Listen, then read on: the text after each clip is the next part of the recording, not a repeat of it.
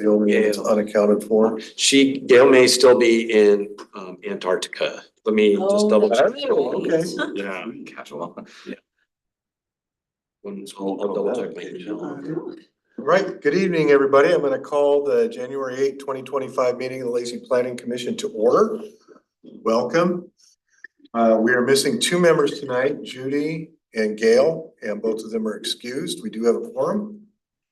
I want to begin, first of all, by thanking you all for the really kind sympathy card after my mother passed last month. It really, the reach outs I've gotten have really touched my heart, so thank you. I do want to start tonight, before we get going, we have a new member, Robert Lane. We had a new member that resigned this morning, Junyi. But I would just like us to go around the table and just kind of state your name and the general area where you live so that Robert can get to know us. And I'm Jeff Gadman, and I live out by the fairgrounds, and my family first moved to Lacey in 1968.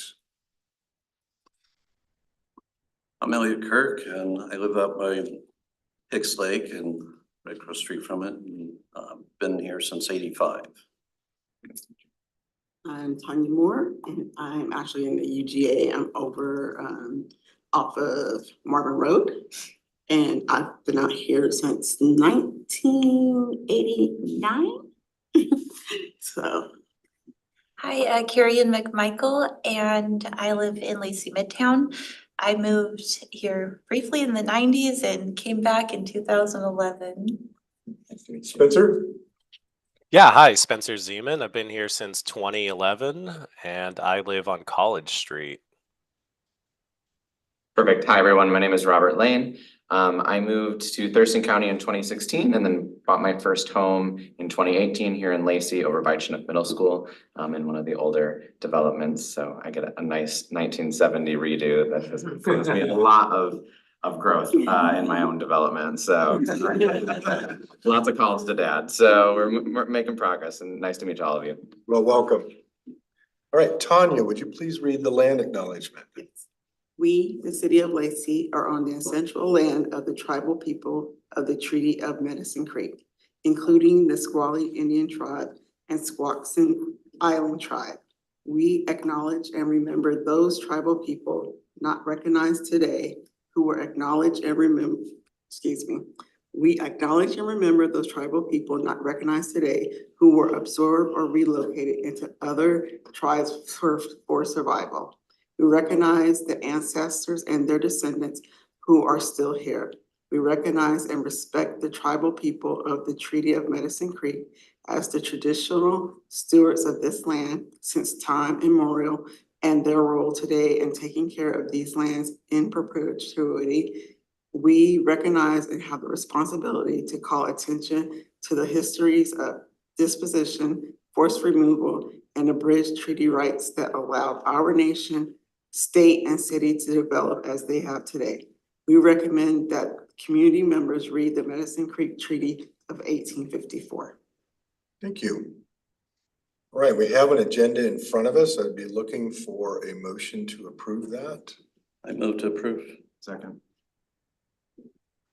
All right, all those in favor? Aye. Aye. Wonderful. Thank you, Spencer. Okay, minutes from December 11th. I'd be looking for a motion on those. Motion to approve the minutes from Second. December 11th. Thank you. Okay, then Spencer, then Carrie. All those in favor? Aye. Aye. Aye, okay, wonderful. Brings us to public comment. We do have a couple of people here. So, reminder that this isn't the time for a presentation. We do accept public comment. We love public comment. Please keep your comments to 3 minutes, right? Yep. 3 minutes, or will be a timer. Be much shorter than that. Okay, and we would love to hear from you. So please introduce yourself, where you live. And you'll need to come to the podium, and Come to the podium, the microphone is right up there in the Yeah. side. So, okay, go for it. Good evening, commissioners. My name is Chris Carlson. I'm planning manager for Go Panther, and I just thought this would be a good opportunity to introduce myself as you're starting your 2025 comprehensive plan amendment cycle. And so we've been hired by Nat and Thelma Jackson for a piece of property that they own on Pacific Avenue, just east of the intersection of Carpenter Road, for a potential rezone that you're considering docketing this year. So anyway, I just want to introduce myself and look forward to work with the commission staff and the city council through the process. Thank you. I can introduce myself. I don't have any other comment. My name is Chris Lester. I'm Government Affairs Director with Thurston County Realtors Association. I normally come to the council meetings and stuff, but we've restructured some things and I'm going to start coming to these meetings more regarding housing, climate, all those things that go with that. So, All right, good to be here. well, thank you both. Thank you. And just to note, we don't have any attendees online, so, and nobody pre-registered, to provide comment online, so. Okay, do we have any commission members that have reports tonight? I'll start with you, Spencer. You got anything? Come back to me. Okay, anybody else? Karen? Yes, I was just down in Santa Barbara in California visiting my family. Took a lot of walks, and it was really interesting. I went to one developed community where there were multi-million-dollar, like $2 million, 4-bedroom, 3-bathroom homes. And right next door, there were triplexes that were condos for like 2-bedroom, 1-bath in the 750 range, which is affordable for Santa Barbara. Right next to duplexes that were $1 million for a 2-bedroom, 1-bath. And it was really interesting to see that all these various levels, income levels and housing types were in one cohesive, beautiful neighborhood that really provided housing for everybody else. And I thought that was especially interesting because I was listening to the city council meeting last night, and Wesley Nguyen was talking about how much Lacey is growing with, I think job growth, if I got this right, is 18.9% in the city, which is amazing to have all these new jobs compared to, I think he said about 3% for the state. So Lacey is growing, but they said that one of the constraints is our housing shortage, explicitly the middle housing. And so just looking at what I had seen when I was down in California, to think about all those different ways to include middle housing and housing development as we look to grow Lacey and provide more housing opportunities. And I was also excited and interested in an In-N-Out Burger possibility. And he's reaching out for that one. Well, the good news is that In-N-Out Burger is migrating north, so there, I don't know if you all are aware, but there looks like they're going into Vancouver, Washington, to Ridgefield, I think. Yep. So they're headed this way. Yep, there you go. We'll see. But also just carrying, to kind of follow up on your comment about middle housing. So, I think Jennifer Adams, our housing coordinator, has been here to talk about the requirements that are coming around middle housing, and that, that we are now going to be required to permit some of these options in our existing neighborhoods. And we actually did a community survey recently that was sent to all Lacey residents of a certain lot size that may be able to accommodate those housing options. And she'll be back, I believe, in February to go over the results of that survey and then talk further with the Planning Commission about potentially what options we do move forward in terms of the different, so we're required to do a certain number of unit types. So she'll be back in February to talk with the Planning Commission about options as far as what we move forward on that end. So more to come on middle housing. Thanks. Yeah. Else could you maybe see, there's somebody out there maybe. Gentleman just walked in and he looks like he's not sure where he's at. Appreciate it. Thank you. Thank you. Okay, anybody else? Spencer has. Spencer? I will save my remarks. Thank you. I appreciate yours, Kirian. They were fantastic. Okay. All right, department report. I don't have anything tonight. Okay, wonderful. We have no public hearing. So we're on a new business. I skipped over everything and did new members already. So now it's nomination, election of officers for 2025. So at this point, this is the planning commission's nomination and election of chair and vice chair. And so we're per the planning commission's bylaws required to do this at the first meeting of every year. So at this point would be the opportune moment to nominate a person or persons for chair, and then you would vote on those nominations. So at this point, I think be best to open up the nominations for chair of the planning commission. Jeff, I hope you would honor or accept a nomination to retain chair for the planning commission. I would be happy to. Yeah, I was gonna do the same thing. Thank you, Karen. Right. Oh, sorry. I'm gonna Yeah. second that. Okay, anybody else? Any other nominations for chair? All right then, so I've been nominated to continue as chair and I accept.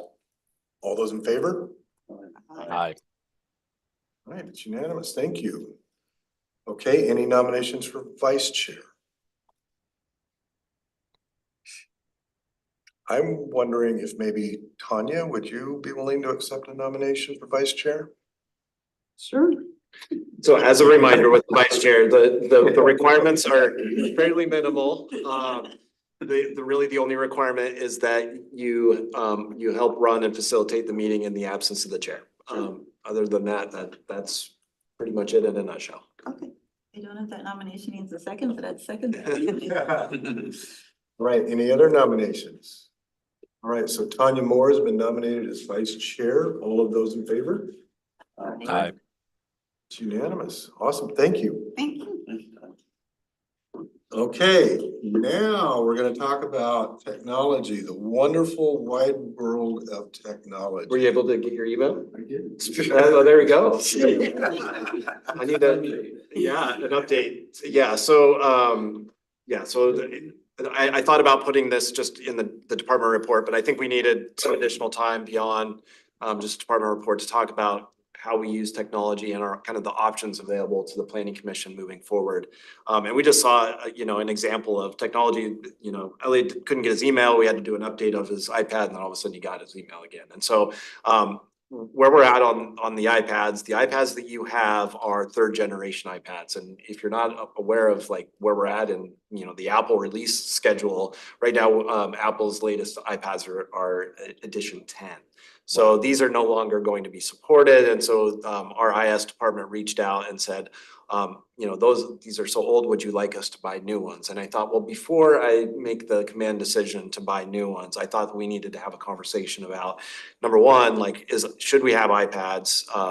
Should we look at something else? Are there other options and kind of have that discussion? And so that's the reason to put this on the agenda tonight. So there are some options. We also had, I think, a meeting or two ago, some issues where you were remote and not able to get on Right. with your iPad because of update issues or other things. And so I think eventually you ended up using your own device. Is Yes. that how it worked? Mhm. Maybe Spencer. I'm having that issue tonight as well. Yeah. Yeah, I've had it the last few times. Yeah, and I think part of that is because of, you've got an older iPad with issues around updating apps that are a third-party app and all this jazz. So as far as I come up with, there are essentially kind of 4 different options to move forward with. Now that these iPads are gonna be phased out, what should the planning commission do? Number one option is just continue as is with brand new iPads. So that would be a version 10 iPad that we could get to you probably within the next, they need to be ordered, so it'll probably be a month or 2 out from getting brand new iPads.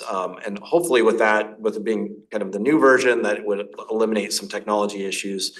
But it would continue to be an Apple product, and I know some people aren't necessarily fans of that. And so we're not necessarily stuck on having to go with a new iPad. So if there are other options that you would prefer as a group to kind of direct us to go out and analyze and potentially purchase for you, that would be fine too. So those kinds of options could be like a different kind of tablet or potentially a notebook computer of some sort, maybe a Chromebook or something along those lines, something that would have some basic functionality. You're obviously able to get your email and your planning commission packet and have like a camera in it, and that kind of stuff is probably what we would be needing.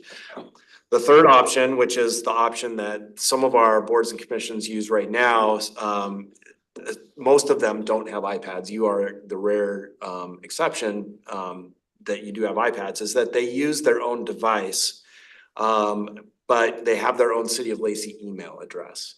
And so part of the reason that you do have a city device is that basically all of the, for public records purposes, everything that you do is contained within this iPad. So everything you do with planning commission, whether you're emailing me or you're looking at your packet or those kinds of things, are all on your own device. And so there's no need to worry about, if we were ever to get a public records request for one of you or for all of you, that we would have to go and look at your own device. It's all contained here. So one of the things that the other boards and commissions do is that they use their own device, but they have their own City of Lacey email. So anything that they're doing as far as corresponding or those kinds of things, those can be all pulled off our servers, and so we don't need to access your device. So there is a fourth option, which is to use your own device to get meeting packets and emails and those kinds of things. But in the meetings, we do have city iPads that we essentially wheel into this room, and you can use them during the meetings.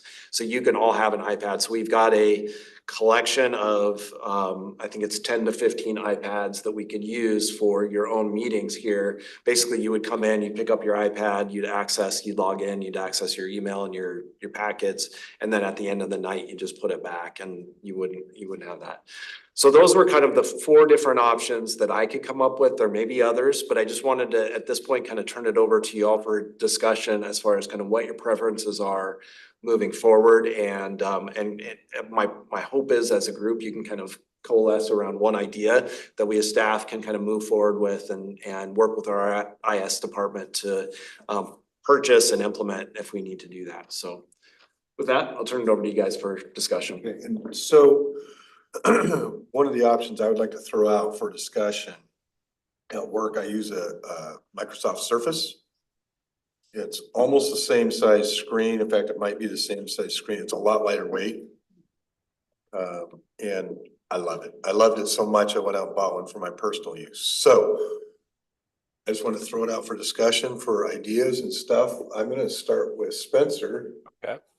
Yeah, so I love that idea, Jeff. I've used those. I've had one in the past, and they are fantastic. They're essentially a full computer in a tablet format, and I found them incredibly useful. Can you not hear me? No, what I'm laughing at is we're talking about technology and the screen just totally went bizarre. Oh, okay. That's a great suggestion. My only other two thoughts to add would be, what would be easiest for the city staff to implement into their routine or regime, and then cost. How much is a new iPad going to cost versus a Surface versus a cheap Chromebook or something like that? Because I think we could get away with just about any device, but a Surface would probably be ideal. Yeah, and those are great questions. I think if we can kind of get a preference tonight, then those are questions that we can take. I'm obviously not the right person from an IS perspective to talk to. I can talk to our IS team, figure out options around cost and functionality. I used to have a Surface, so I know that they have been supported here at the city. And my feeling on the cost is that I think the iPad is one of the more expensive options, being that it's an Apple product already. And so I think an iPad is probably in and so the other thing is too, to think about is, if we do go with another, let's say it's a Surface or something like that, these iPads do have data connectivity, is that we probably would lose the data part of that. And so you would still be able to connect to your own Wi-Fi. You'd still be able to connect to Wi-Fi here at City Hall. But if you were, let's say, remote in a meeting and needed, connectivity, you wouldn't have that. So, and as far as that goes, I mean, we're definitely open to your feelings on whether or not you need data as well. Obviously, the city pays for those data packages, and those for, you know, the 9 planning commission iPads do add up on a monthly basis. So if the planning commission decides, no, we don't think we need data, then, you know, I think if we did need data, then we're probably looking at some kind of tablet. If we don't need data, then that frees up to be able to look at other things like a Surface or, you know, some kind of mini laptop or something like that potentially. Elliot. My issue is if I want to print something, I have to email that item to my personal email and then print it off of that because I'm very much a paper guy. I'm sorry, 6, 7 years old. Yeah. Yeah, you know, reading it off the screen versus a piece of paper I can mark up and put notes and everything else. I can't install anything on this, including the Zoom, you know, to be able to do remote with it. So to me, this is purely an email device. Right. So if you look at the total usage, it may be 5, 10 minutes for me, which is a lot to pay for the city on a data packet for a guy that just only uses it every time we have a meeting. Yeah. As an email only. Yeah, and I think, you know, the idea too with something, if we did go, so the part of the problem with the iPads is that you are not really able to make like notes or those kinds of things, or create files that you can maybe keep notes on, or those kinds of things that maybe something like a Surface or something else you might be able to do. So it's another. And I want to add, when I first got to be county treasurer, I inherited a Surface Pro 4. I hated it. And so I went to a laptop for a few years. When that died, I got the Surface Pro 8. Night and day difference. The Surface Pro 8 is fantastic. Now they're up to the Surface Pro 10. So, Tanya? I've used the Surface Pro and I like those too. My biggest thing is cost. Because we want to make sure that we're using taxpayers' money. Right. To be good stewards of that. I'm fine either way, as long as the connectivity issues are fixed. I'm fine with whatever. I guess question 2 is like, you know, as far as the data plans is that if you do not have connectivity at home, that could be an issue. I mean, does everybody have Wi-Fi connections at home? Because that could also be potentially a barrier to future members if they don't have an internet connection at home, that they would need a data plan for on a device that maybe couldn't support it. Decent internet to be able to do Zoom. Right. Yeah. Yeah. And I mean, It's like good point. you know, I've done, when I've remoted from home where I've got good connectivity, or from a hotel room somewhere, and always have Wi-Fi in the hotel. So, Kieran. Yeah, I usually use PCs, so I'm okay to go PC, Mac, whatever works. But I do enjoy having a separate device Yes. solely for city use. Okay.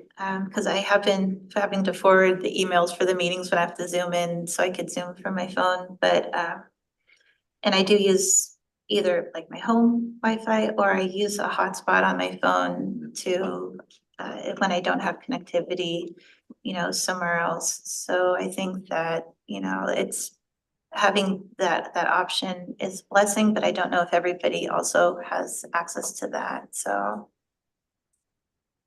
I think most of your newer phones have hotspots, Yeah, especially if you're on one of the 3 main carriers, Verizon, AT&T, and T-Mobile. you can just turn your cell phone. Robert? I think that this is a really expensive paperweight right now. Like, we spend a lot of money to not get, from what it sounds like, to not get a lot of use out of it. I think the iPads are great for certain things, right? If you're in a creative position and you need to be doing something, but for what we're doing, it seems like we're maybe overpaying for what we actually would utilize it for. I would agree that when it comes to accessibility, I'd want to be mindful of someone who might not have that. And so maybe if there could be a way to ensure that a new member like has the ability to, right? Because you all might have the ability. I know at our institution, we had like a hotspot that we could purchase.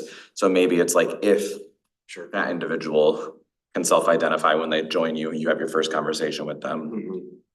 Because for me, I would just turn my phone into a hotspot if I needed to jump on something, so it's not a big deal. Yeah, I mean, and We're gonna keep advocating for the surface. I don't think you have to There's convince one anyone thing- anymore. One nice thing about Surface as well, so like when you open a document like the agenda, Mhm, you can mark it up right. and have your own personal notes there so that you, when you walk into the meeting, you're not sitting here thinking, oh crap, what did I want to say? What did I want to say? Cause you can have the note right on the document. Yeah, I totally understand that.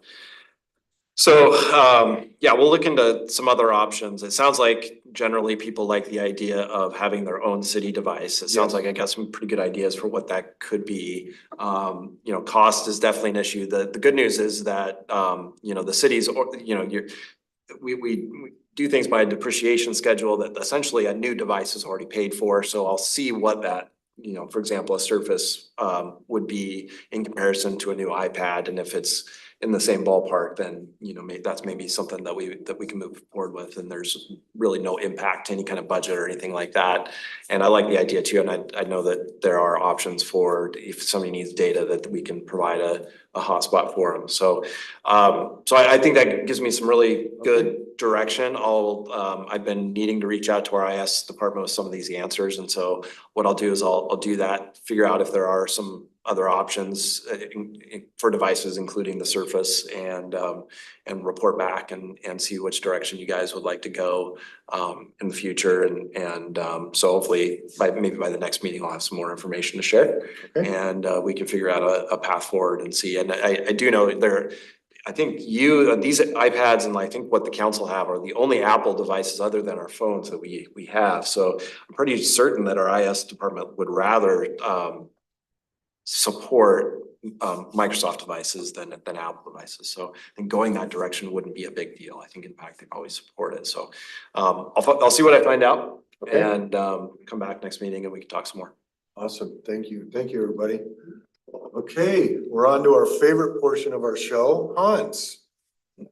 That's generous. Yeah. Start by sharing.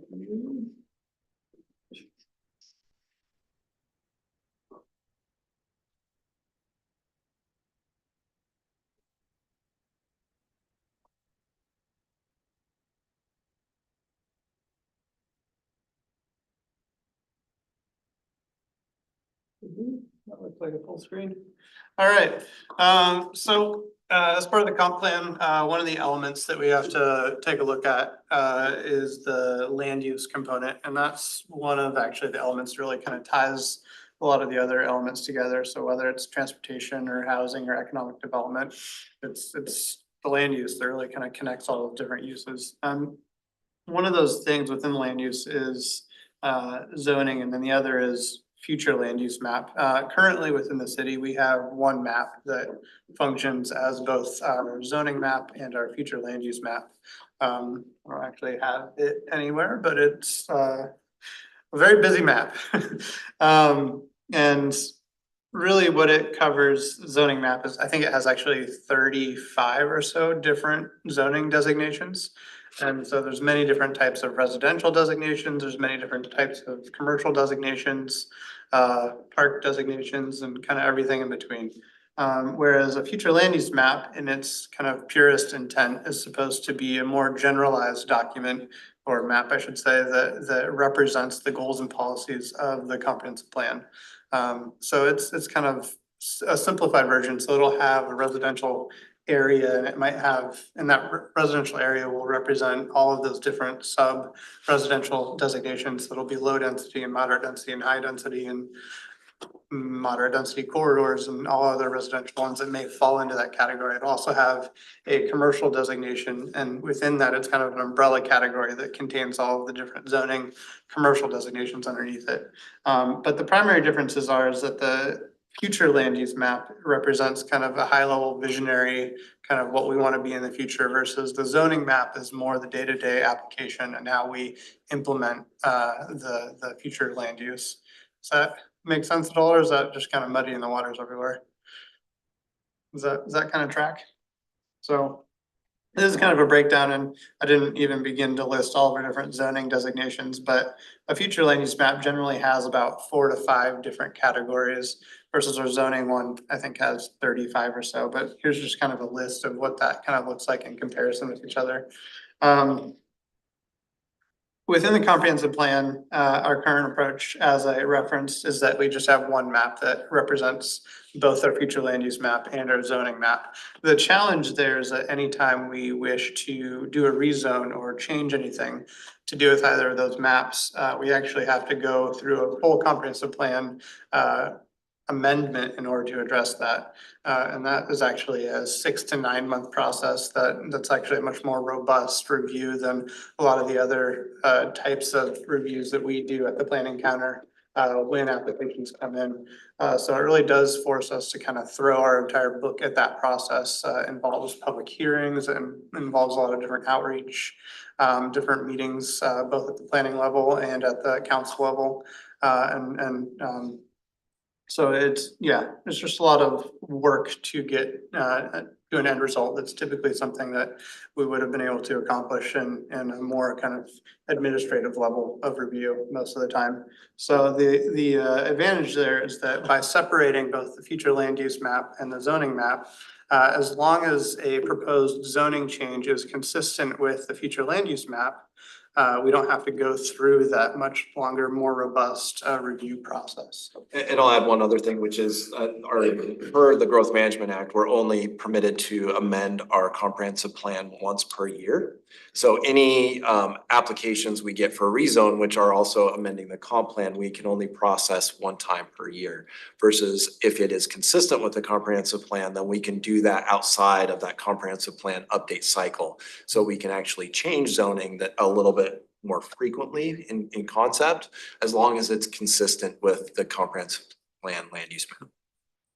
That zoning review, is that for the following year or for that current year? So for instance, if we were zoning for January, would it affect the entire year for 2025? Or are we talking about 2026? Are you talking specifically about this process here? Yes. Yeah, so this would be associated with our 2025 comprehensive plan update, which would take effect the first of the year 2026 and beyond. Okay, that was the question. Thank you. Yep. Yeah. So to kind of put that in more context, like a zoning change from one residential designation to potentially another residential designation would fall into that category where we might be able to do a more expedited review of that.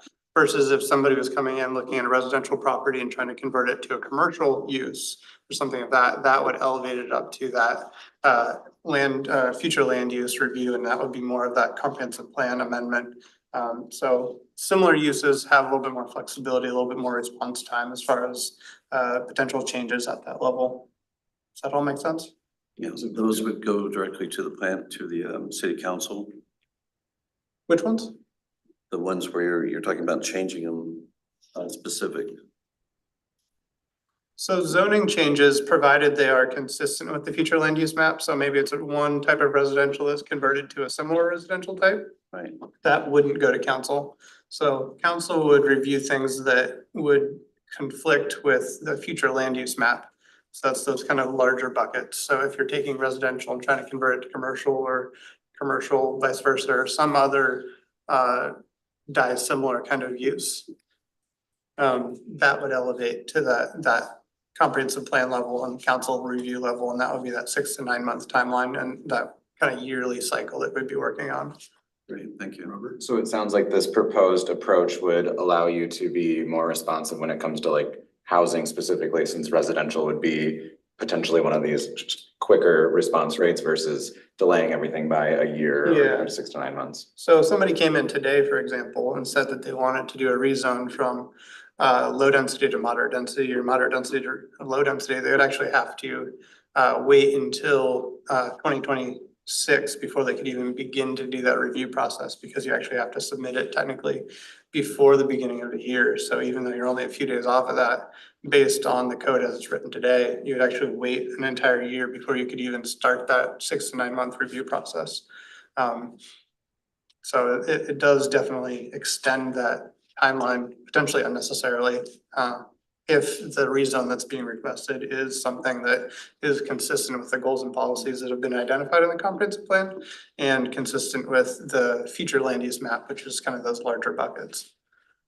Does that make sense? Spencer, do you have any questions? Okay. Does that track so far? Okay. Also, as part of 2025, Commerce rolls out guidance for each of the different comprehensive plan elements. So they roll out a kind of a checklist of everything that we have to accomplish within each element, including the land use element. And some new additions, or not necessarily new additions, but things that Commerce specifically highlighted within this 2025 cycle that they wanted us to pay specific attention to as we're looking at our land use has to do with population densities. And also, so looking at our future population growth projections and making sure that we have the capacity within our different zoning designations to be able to accommodate that projected growth. So that's one thing that Commerce is really highlighting that, and we actually already accomplished that through our, what's it called? Housing allocations process, TRPC, House Bill 1220. what's the document that they produced, 2021 version? Oh, buildable lands. Buildable lands, there we Yeah, go, yeah, there sorry, we go. thank you, sorry. So Thurston Regional Planning Council actually creates a buildable lands report that looks at Lacey, but then also all the other jurisdictions and looks at projected growth and identifies whether or not there's capacity to accommodate that growth or there's a shortage based on different land uses. And that actually tells you if you need to create more or less of a certain type of land use in order to accommodate whatever that growth is. And that extends both for population, but also job growth as well. So they look at both of those. Another one that was identified as part of the 2025 cycle is ensuring that there's enough land set aside and allocated for public purposes. So things like utility corridors, transportation corridors, recreation, so parks, things like that, schools, other public uses. So that was another thing that was highlighted within this cycle that we already do, but was elevated. So it's something that we need to pay attention to when we're creating these maps and making sure that that is well represented within those potential maps that we're creating. And then the last one is strategies that increase physical activity and reduce per capita vehicle miles traveled. So saying that another way, really what that is in practice is putting where you live, where you work, your activities in closer proximity to each other. So you're reducing your daily trips is really what that means in practice, or how we would accomplish that. But those were three things that Commerce really put forward as part of this cycle as somewhat new additions or refreshed additions that we're supposed to pay attention to. Also at the same time, middle housing, which I think Jennifer has presented to you guys, maybe not you, but she'll be back again.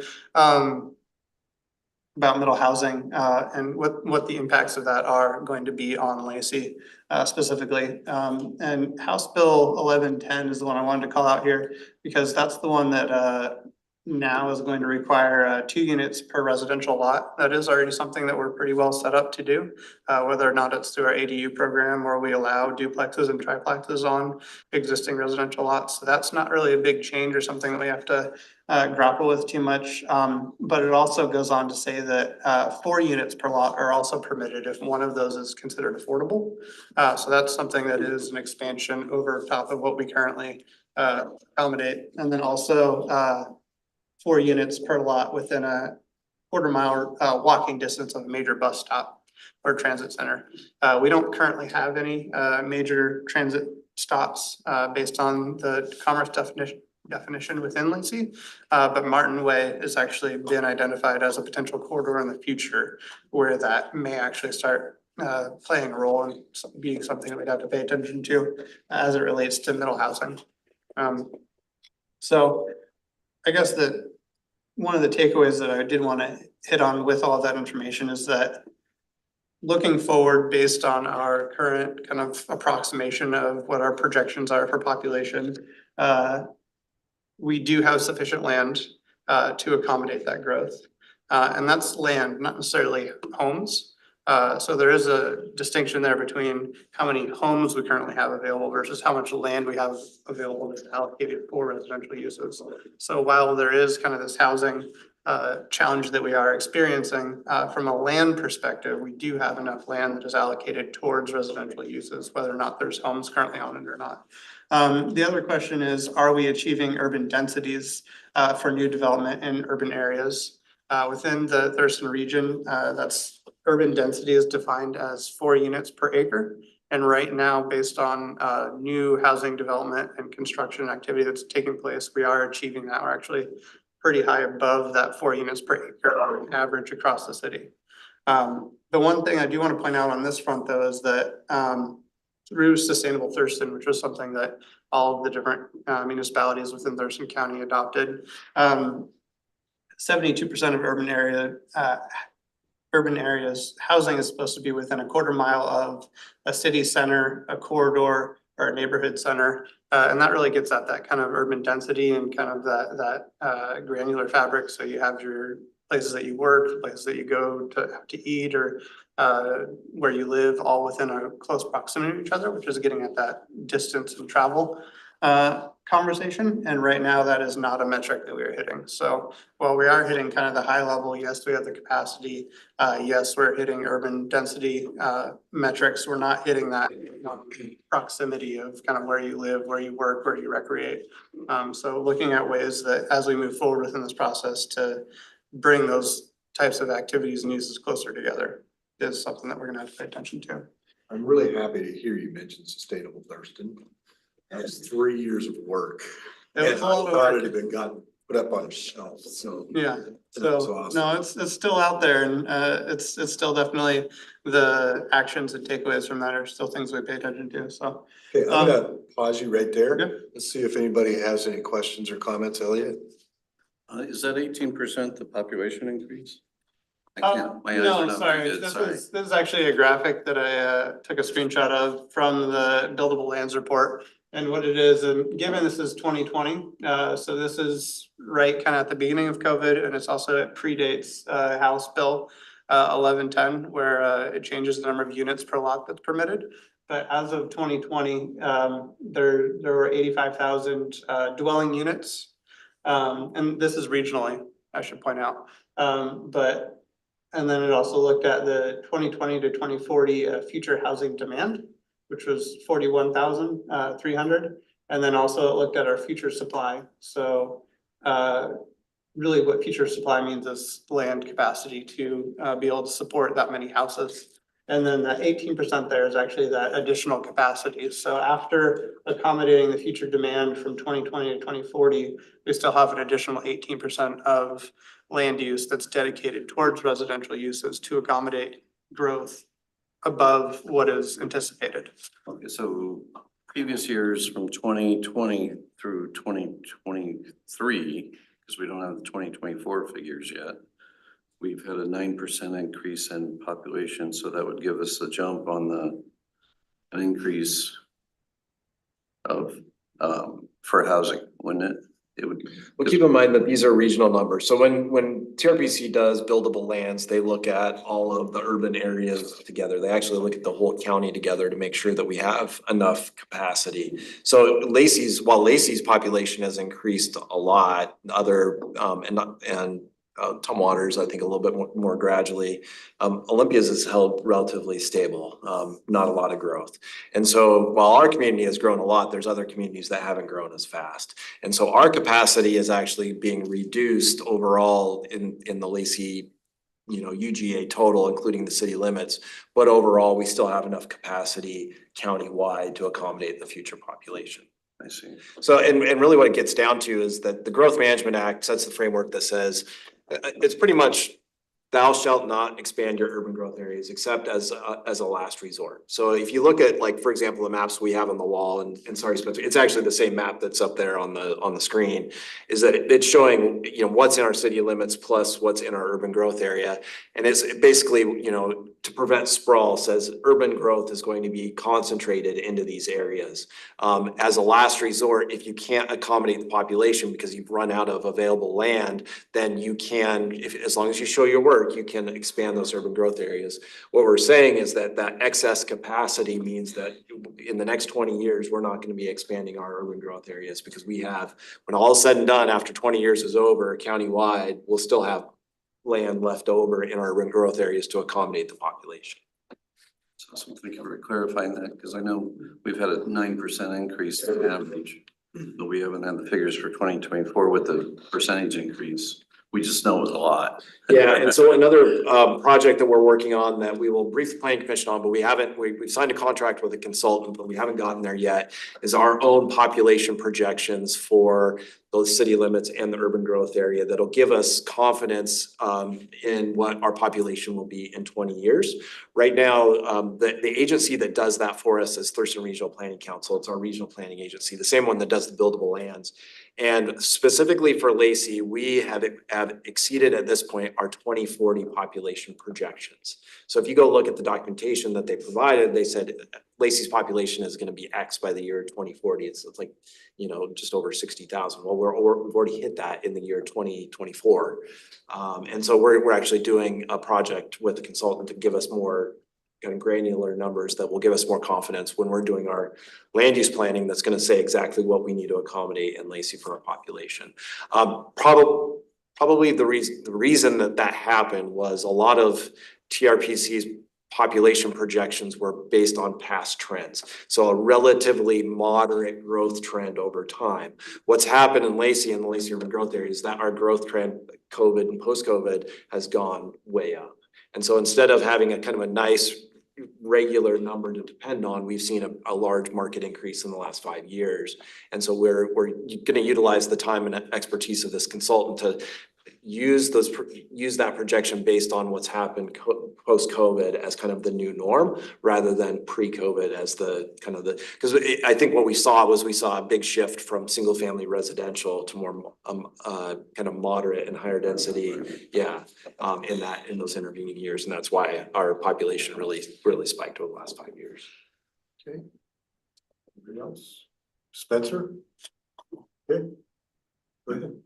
Yeah, and then, so the other thing that I did wanna just circle back to is that middle housing is a new addition that is going into effect after these estimates there. So yes, we've had a big spike in population, which also means that we need to figure out where that capacity is gonna go. But also effectively by middle housing going into effect, all of our different residential lots have increased in their capacity, more or less overnight based on that, so. As part of the community survey that we just actually concluded at the end of 2024, one of the questions that we asked the community was based on current population projections, and we ballparked at that point, because this is actually before we had the hard numbers from the consultant. We're still actually waiting those, but based on current trends, we're anticipating around 20,000 new individuals, or 20,000 individuals that are gonna be moving to Lacey over the next 20 years. So about 1,000 people per year is based on current trends, what we're looking at. So based on those numbers, we would anticipate that we need around 8,250 new residential units within the community. So we asked survey participants, so the Lacey community at large, based on different housing types, where should those housing types go within the community? And then you could actually drop pins on the map and actually identify this might be a good spot for townhomes, and this might be a good spot for mixed use or multifamily. And we actually had maps that were created based on that feedback. And actually, sorry, Spencer, I'll throw these up on the screen in a second here as well. But so we've got maps in the room, just so you're aware, but what we'll do is we'll share these maps. We can send them out via email so you can submit the facts here. So, And Hans, if we have 40,000 people, latest trend says about 60. If we have a 10% increase, that's 6,000. That's not 20,000 over 20 years. That'd be 6,000 per year increase of housing need. Because our population is increasing by 10% or 9.7 if you follow current trends. yeah, so it is averaged over more than just a single year trend. So looking at more years than that, the average, based on the information that we have currently right now, is about 1,000 people per year. Right, but it's been 10% increase per year on trend. So that means 5,000 per year, not 1,000. Yeah, so over, I guess it depends on That's kind of short term. what timeline we're looking at Yeah, here. longer term, it's. So what we could do Term too looks is. scarier. We could provide the planning commission with, so every year, the state Office of Financial Management does a population estimate. And so we can share with the planning commission what those estimates have been over time. It's not gonna be a projection of the future, but it'll show us the past. And some of the annexations that we've had in the past have increased our population significantly in the short term. So not all of that is growth. So that's something to keep in mind, is that as our city municipal boundaries have grown, I don't think anything to the 5,000 people per year kind of thing. So we can send those numbers out so you have those. Our average, at least for our city limits, has been about 1,000 people for the last few years, which is still a significant amount of growth for a city of 60,000 people. But it's not necessarily the 5 or 6. So we can send those to you so you can take a That would look. be great. Yeah, and these are rough estimates right now. We are, as Ryan referenced, currently in contract with a consultant to give us better, more precise numbers based on shorter term trends that we're starting to see. So as a ballpark kind of big round numbers right now, it does give us a starting point to start having these conversations. And it gives us something to kind of build from, so that when we're asking the community kind of where should we put this future growth, that at least gives us kind of the building blocks to have those conversations from. So we actually asked this question both from a residential perspective and from a commercial perspective. And the heat maps that we have up here show, based on the feedback that we received, where survey respondents drop pins to allocate that growth. So the center one here is actually residential. We broke it out into moderate density, low density, high density, and mixed use, and had pins that kind of represented each one of those different categories. And then we weighted that feedback and put it on this map here. So you can kind of see that we have some clustering over near Cabela's. We have some more clustering over by the Midtown. And then we also have some clustering, it looks like, out by the rack, to give you an idea of what that looks like. So do you want to maybe kind of orient people on that map there, Yeah. Hans, where Interstate 5 is, and kind of just generally, where Hawks Prairie is, where. Yep, so Interstate 5 runs right down the middle, right through here, and we will send all these maps around so that you can kind of look through them as well. Hawks Prairie is up here. This is kind of the big warehouse district. The rack is right here. City Hall, and we are right about here, if I'm not mistaken. Somewhere around there. Yeah, and then so this is like Midtown here. This is St. Martin's is in here. It's kind of a lower population area, but does that help orient people a bit? Yep. Yeah, so we are seeing kind of 3 or 4 main clumps. This clump actually shows up in all 3 of them, but it's also right where we have a huge wetland complex, so that's odd. But we'll navigate that later. But yeah. Those other pinkish spots towards is that the? Yeah, so we have a little bit of scattering in other places as well. So yellow is really represents kind of any level of feedback that we got in that area. We do have some areas that nobody even dropped any, which are represented by really gray or no color at all. But then moving from yellow to kind of this pinkish salmon red color, that represents kind of a higher density of points that landed in those areas. So we kind of see some of the usual kind of zones in here for the residential results. And then we do see some kind of other kind of mid kind of orange colors out here kind of towards like the Lacey Lowe's area. And then we do have some other spots here that kind of jump out. But that's the feedback that we got for that one. And then we asked the same question, but this time in a commercial context, talking about jobs. So using that same 20,000 projection, that equates to around 9,000 new jobs that we need to plan for. So that's this merged commercial results over here. And again, we asked that question and respondents had the opportunity to provide feedback based on commercial uses, industrial uses, mixed uses. And I think that there was one more that I'm now blanking on. Oh yeah, so larger commercial centers. So general commercial and then larger commercial centers. And based on all of that feedback, this was kind of the resulting map that we have. And I do have individual maps broken out by each one of those individually, so we can look at those as well. But the two zones that we see kind of start to really jump out is again near the Cabela's area. And then over here at intersection of Martley and Marvin. So some of the places that are either already currently scheduled for pretty large scale commercial development or currently have a lot of our kind of commercial work to them. And then we see some lighter orange moving back towards kind of Martin Way and then again on College Street near City Hall. Any thoughts, questions on that so far? Nope. Okay. And then I did throw one more map together in both the residential questionnaire component and then in the commercial component. We asked about mixed use, so that's a combination of where residential and commercial uses would be sited at the same location. And that's that third map there, which is predictably kind of a combination of these two that you see in front of us here. I'll just note in both of them, really, I mean, you know, what sticks out to me is obviously, I think, you know, Midtown and some of Hawks Prairie, specifically around kind of like Marvin Road, Galaxy Drive area, kind of in both. But what really sticks out is the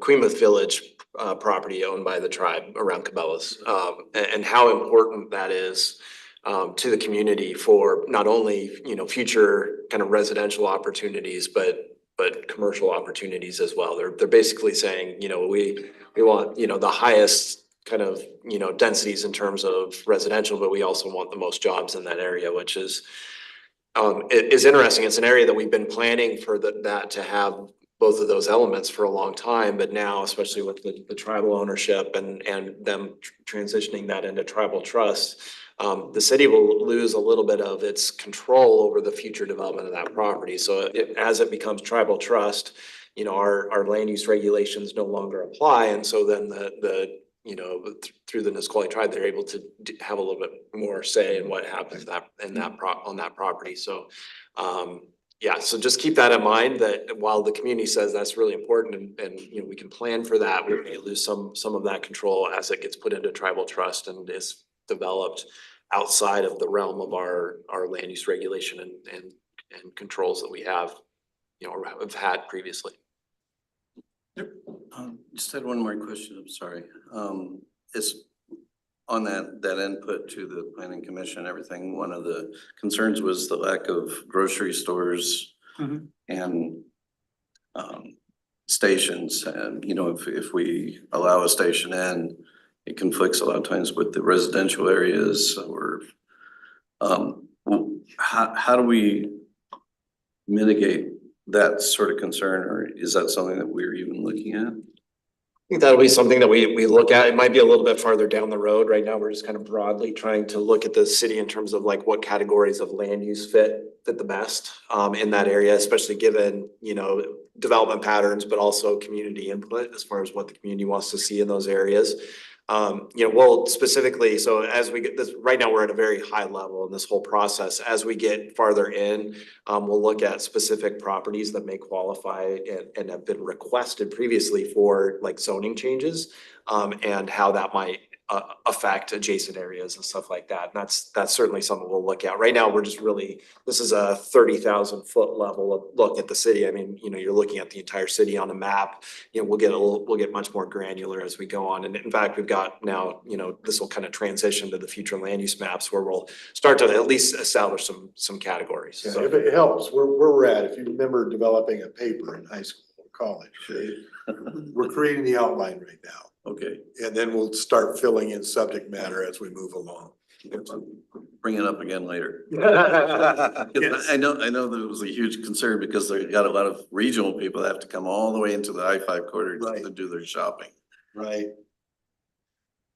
And just for Spencer, anybody that's online right now, throwing up a couple of the different heat maps as well, so you can see what we're talking about.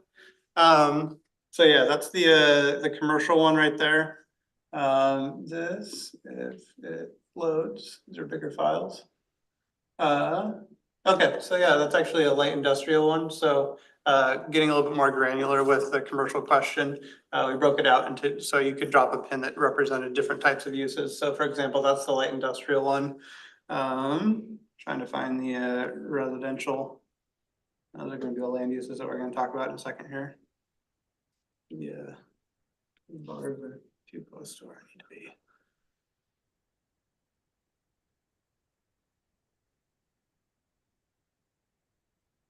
There's the residential. All right, there you go, Spencer. So there's the residential one. Again, we see some of those different areas popping up that we were talking about. But now I am. See if I can minimize. No, that didn't do it. All right.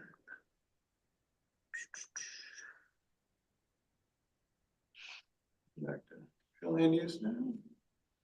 There we go. So after looking at all that feedback and then looking at our current zoning designations, there we go. We came up with 3 different future land use map alternatives. And right out of the gate, I'm gonna say that the residential alternative and the commercial alternative, those are probably bad titles for what they represent, but just so that they can be identified and distinguished between them. And we also did a no change alternative. There we go. So the no change alternative or the current conditions alternative really represents a simplified version of what our zoning map is today. So all residential is put in residential, all commercial is put in commercial, all mixed use is put into the commercial or mixed use zones.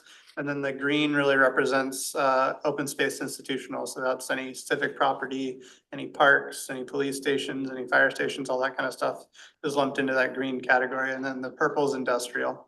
So that's essentially what a future land use map would be if it was created to just purely represent what our zoning map is today. It's simplifying it down to those 5 different categories instead of the 35 that our zoning map currently is. And then we also created a residential alternative. And the primary differences between each one of these is going to be mostly taking place within our mixed use zones. So really in each one of these examples, residential stays residential, commercial stays commercial. But our mixed use zones either start to lean more residential or more commercial in character. So that's why those titles might be a little bit misleading. But really we wanted to create 3 different alternatives that kind of show the different ranges or outcomes that we could be talking about and looking at. And then kind of put these to you guys, see if you have any initial thoughts on them and any initial feedback, guidance, ideas on approaches that might fit more with our future goals over others, but yeah. And I'll add a little bit as well, but so this is your introduction to this. This will be number 1 presented at the joint meeting with the city council. So we want you to be kind of generally aware of this as a concept. And then also we are, as the next night after the joint meeting, so that's February 12th. February 11th is the joint meeting. February 12th is going to be an open house here. That's your regular planning commission meeting that will be hosting an open house here. Is we will have some kind of interactive part of that meeting where the people will actually be weighing in on these, whether that's voting or something to be determined on that front. But we're gonna ask people the question, what would they rather see? Because we, on one hand, hear a lot about, okay, we want more affordable housing. So, that gives kind of the residential alternative kind of the nod when it comes to that. It's like, well, if you have these mixed use areas, then, maybe they become more kind of residential in nature. We also hear, okay, we need more family wage jobs. We need more places for people to go, outside of their home. Well, then maybe that leans somebody more towards that commercial alternative. So each one kind of has advantages and disadvantages, and just is a little bit of a food for thought. Would we rather have areas develop more kind of residential or more commercial, would we rather allow the market to dictate what these areas are? Or would we want to maybe hold the line a little bit and say, okay, we don't necessarily want them to develop now, we would rather have them develop in the future for maybe harder commercial, for example, and that's really what the commercial alternative is about. So that's kind of the idea with providing this information tonight, is to get your kind of general feedback on the idea and the concepts, and understand that this is going to be something that is going to kind of set the framework for future zoning, but it's not something we need like a final answer on tonight. It's really just to introduce the concept and consider that there's going to be advantages and disadvantages to each one of these. So you're not looking for a decision, Absolutely. just discussion? Yeah. Karen, you had your hand up. Yeah, I was kind of looking, it looks like that's where Lacey Midtown, the variation from the orange on the residential alternative to the commercial alternative. I'm trying to think about where the freeway goes, if that's like where the Sears is, that Yeah. big lot. Yep. So the freeway is right above here, so right here, this would be like your Sears and your Target. And then this is the rest of Midtown in here. Yeah, so kind of, and maybe I can help kind of explain the commercial alternative. The residential alternative, I'll say, is very similar in a lot of respects to our current conditions, which our current conditions, a lot of our zoning allows the market to decide in a mixed use context how it should be developed, whether that's commercial, residential, or a mixture of the two. So the current conditions of the residential are very consistent. As we look at the commercial alternative, really it is saying, we are putting the idea out that there should be areas that are just going to be commercial only.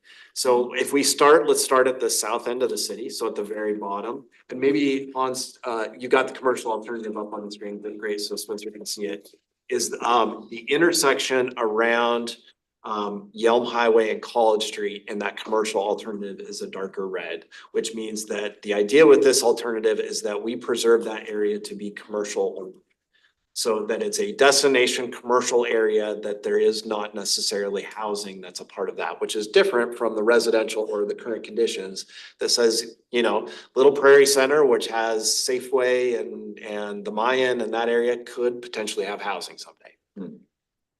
And again, it's just food for thought. It's not necessarily something that, we need an answer to. As we move north, we can go up to South Sound Center. So that red area, if you look at Midtown in the other iterations, it is fully mixed use. What we're saying in the commercial alternative is that South Sound Center remain a commercial area and not have housing.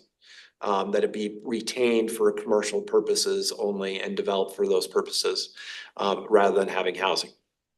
As you move a little bit to the east, there's a Martin Way corridor. The area there that's kind of shown in the red is right across the street here at Martin Village, where the cinemas is, and some of the hotels that are in the proximity here, that be retained for commercial and not developed for residential. And then as you move out farther Martin Way, then some of that area would be hard commercial, including kind of the west end of the property where Cabela's is. So Miles Sand Gravel, that mine that's there, and the asphalt plant that's there would be retained. That would be around if there was ever to happen a future interchange associated with Carpenter Road. So if you know where if Carpenter Road crosses I-5, that's that area. And then as we move out farther Martin Way to the east, kind of the area around Costco would retain more commercial area than what is in the residential or the current conditions. So those are some of the major highlights. There's also, I guess, one more major one, and that's at the intersection of Hawks Prairie Road and Marvin Road. So right now, that's where the AMPM is. There has been housing developed there, and so that would retain more of a harder commercial alternative there. So just some food for thought that, like, okay, if we could go where kind of like we're trying to inject more housing. We know there's an affordable housing crisis that we're trying to solve. We can look at addressing that through zoning. But on the alternative, we're also hearing a lot from the community that these commercial areas are really important. Destinations are really important. Family wage jobs are really important. So, it gives you kind of the alternative look at, okay, what if we just kind of held the line and some of those areas we retained as commercial areas long-term rather than kind of, allowing them to transition, allowing the market to decide that they should be maybe more residential. Any thoughts, Spencer? Yeah, so immediately my thought is we've heard from the citizens that we need more residential. So immediately I'm partial to that. But I also think that if we shift with that mindset only, that we're going to miss out on the opportunity to create that density by keeping those core businesses that people want to travel to on our main traveled areas, on our highest traveled areas. I wish I had a better chance to look at these maps in more detail. And I will after the meeting whenever they get sent out. Just from my initial thoughts and looking at that, we have these hubs and we want to keep the majority of the traffic on our main thoroughfares, Marvin or Martin and Marvin, and then we want to keep it around the I-5 corridor. And then I think we want to have, what I'm not seeing on here is any sort of commercial up in the northeast, the highest part of the northeast on the map where we have all the light industrial. Right now, I know we have residential homes and a series of different kinds of medium density houses as well as apartment complexes out there. But do you think with Queemouth Village going in that there might be the possibility of expanding in that area to create kind of like a cross shape where we have the I-5 and we have Martin Way going east and west, and then we have the north thoroughfares of College Street as well as is up there? Is that something that seems palatable to everybody else? That way we can kind of curate growth the way that makes sense and then push the residential to the surrounding areas. I'd like to hear what other people have to think. From my standpoint, one of the goals that I've been hearing since I started working on Sustainable Thurston in 2011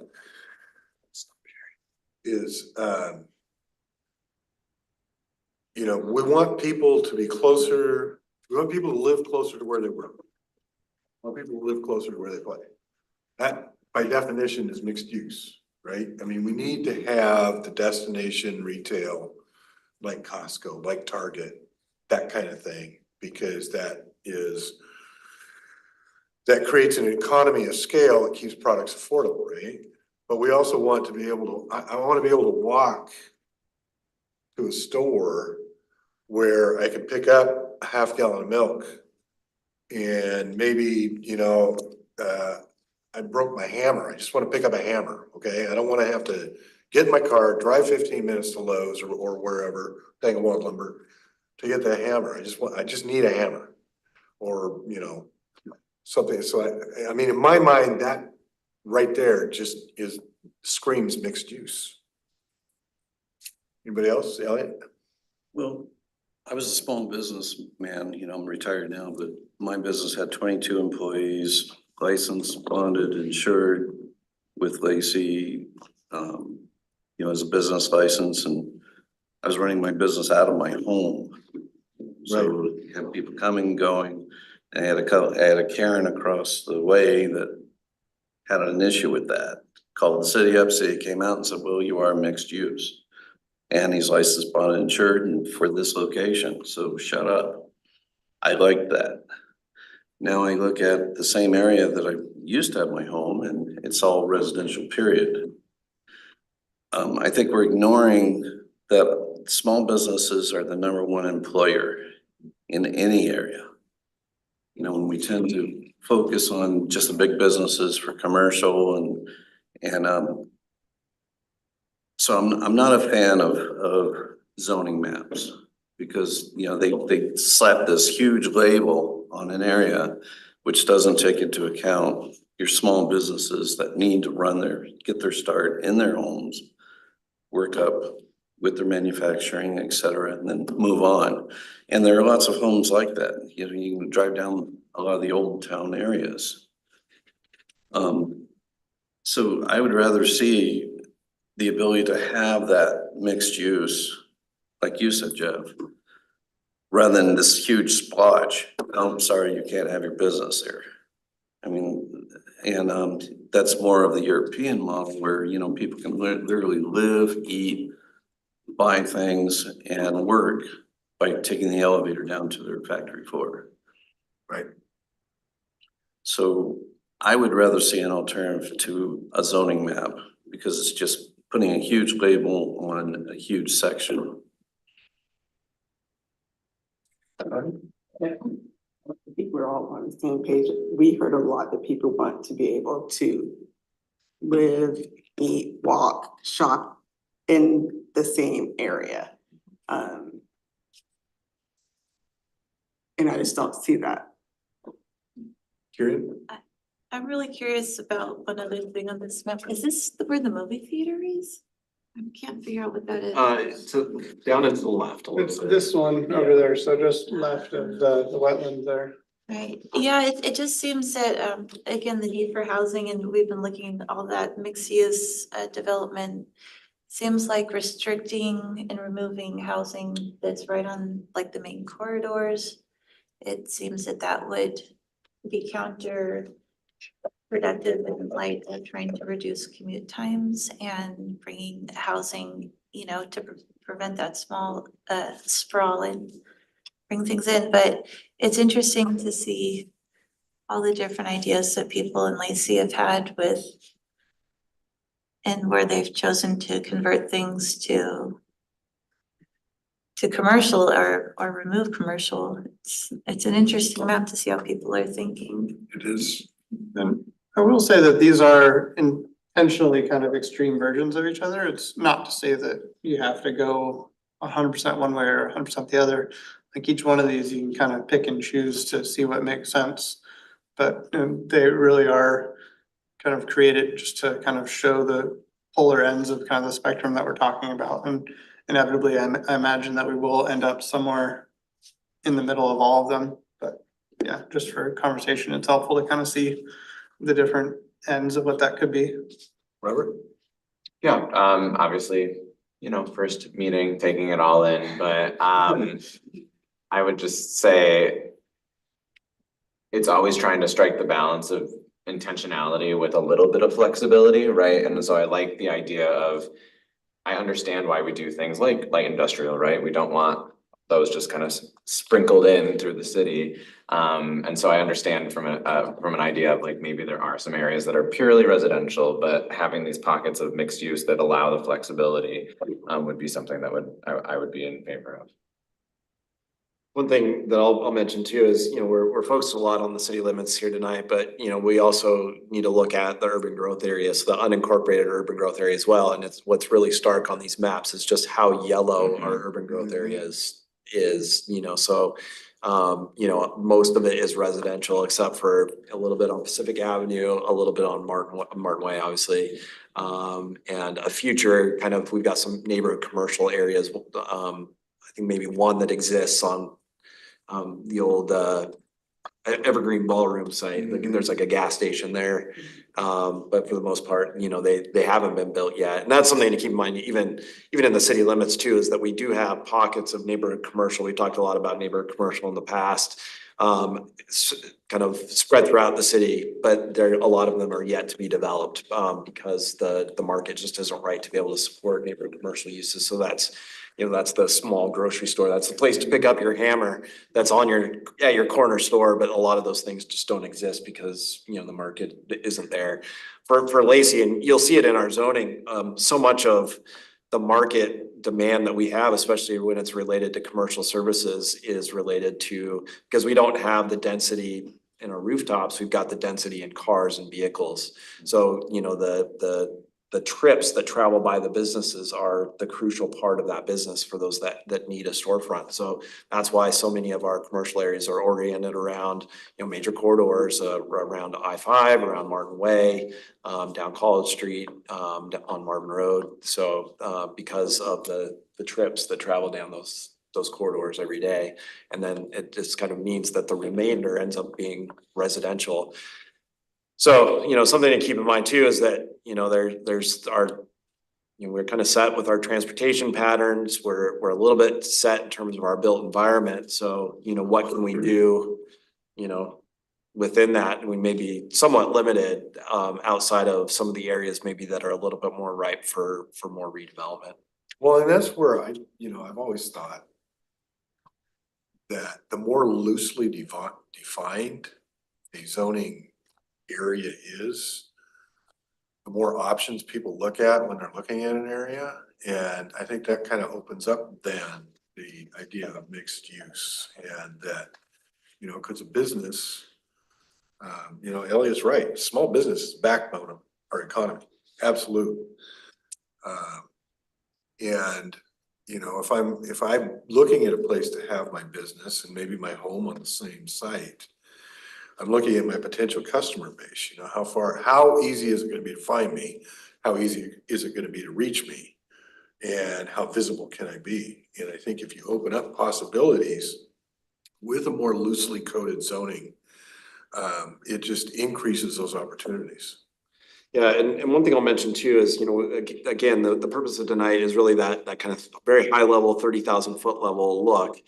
One thing that we are committed to doing and need to do is update our codes and regulations. So one thing, just process wise, is that, you know, we'll establish these as, you know, whatever the preferred alternative is as the future land use map. We'll look at the zoning adjustment changes to what zones should change. There's some, I think, that probably can be consolidated, especially since we have 35 of them. Like, what's the difference between number 35 and number 34? Sometimes you can't tell them apart. I think there's some work that we need to do there, but also looking at our regulations. We've done a ton of updates, especially on the residential side in the last 5 to 6 years, but we've still got some commercial regulations that are on our books since the 80s.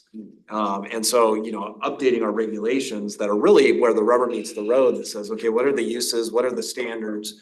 You know, those kinds of things is really important. And what I'm hearing from you all tonight is, you know, having flexibility, allowing for mixed uses in those places is really important. And that really comes through in the regulations. So something to keep in mind too is that, you know, and that's just timeline wise, probably going to be something that's like a 2026 thing, right? So, you know, as far as this goes, this is gonna be the first of this year. We're gonna work on the kind of the zoning part of it through the comp plan, but then the implementation part, which is really adjusting our codes and regulations, is going to be a future work program probably in the next year. Okay. Good, thank you, Hans. Yeah. All right, I do need to acknowledge Vanessa. Thank you for attending tonight. Love to see you in person sometime. She can't talk. She can't talk, okay. All right, Spencer, did you have remarks? Oh, I was, There you are, Vanessa. yeah, sorry, I was saying, I enjoy listening in, especially on the land use. I'm very involved in a lot of that, especially up in North East Lacey. And, it's very interesting to see how the public of Lacey wants to see their city grow as we move forward selling land for future development. I think the tribal property is going to be a very, very, intense development. And just to give you guys a little bit of background, I've sold that property twice. So it started off as mixed use. It always started off as some sort of intense retail center, and I think that's what the tribe will do with it. And I think it's gonna be very interesting to see, you know, what the quality that they bring to your community and how they work with you on that. Thank you. All right, Spencer, did you have remarks you wanted to say for now? Yes. So I think that Ryan and Hans hit on a point that I was concerned about. I'm behind the idea of the mixed use, especially on our high transit areas. But in my experience running my business from my home, the LMC prevented a lot of legitimate activities that I needed to engage in at my residence, such as storing, excuse me, storing certain chemicals and things. That's too far in the weeds. Not really interested in debating that. But I was just glad to hear that that's on the agenda to be talked about and reconfigured because I do like that vision, and I would like to see that as long as we're focusing. I think we should focus those on the main areas and then preserve some of the residential only areas, especially on the outskirts of the community. I think that would be nice. And then increasing density as we come closer to the core. Okay. All right, well, thank you, everybody. We will see you all in 2 weeks. You made note of the February 11th, right? Joint meeting? Right. Right, yep, so our next meeting is January 22nd. That's gonna be a regular planning commission meeting. And then February 11th is that joint meeting, and then so that's a Tuesday night of that week, and then the following Wednesday, the day after, is your regular planning commission meeting, but that will be, we'll have an open house that night on the comprehensive plan, and this will be a major topic. The future land use maps will be a major topic and part of that. Okay, and that'll be at the regular time? Correct, so yeah, 6 to 8. Okay. That'll be, it's a drop-in open house, so we'll have people, and so, expect to be here from a little bit before 6 to 8 o'clock. Okay. So is the joint meeting 6 also? The joint meeting, yes, is 6 o'clock as well. Yeah, and I would imagine that's gonna be probably a full 2-hour discussion. Yeah, a lot of it for the planning commission unfortunately will be review because we've already been talking to this stuff, so it's gonna be a lot of, talking about kind of the housing element, the transportation element, the climate element, the land use stuff. So unfortunately, you've heard most of that in the last couple meetings, but my hope is that, and maybe working with Jeff and the mayor, is that we can do something to create some discussion points so that it's not just coming and hearing stuff you've already heard, but being involved in that discussion and being able to, have a productive meeting where it's not just review for the planning commission. So I'll try to work on that and see if we can come up with something on that part. All right, good. You gonna come back for another one? Yeah. All right, good. We didn't scare him off. All right, we're adjourned. Thanks. Bye all.